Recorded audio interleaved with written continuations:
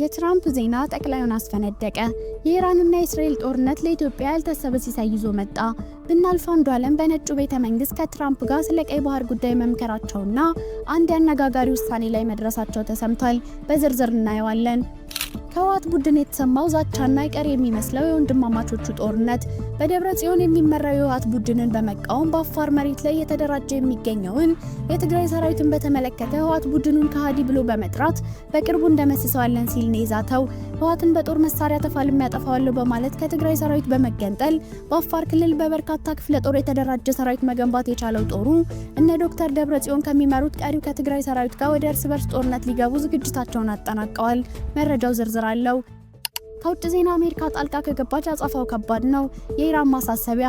የኢራን ጠቅላይ መሪ አያቶላ አሊ ማንኛውም አይነት የአሜሪካ ወታደራዊ ጣልቃ ገብነት ሊስተካከል የማይችል ጉዳት እንደሚከተለው ጥርጥር የለውም በማለት አስጠነቀቁ።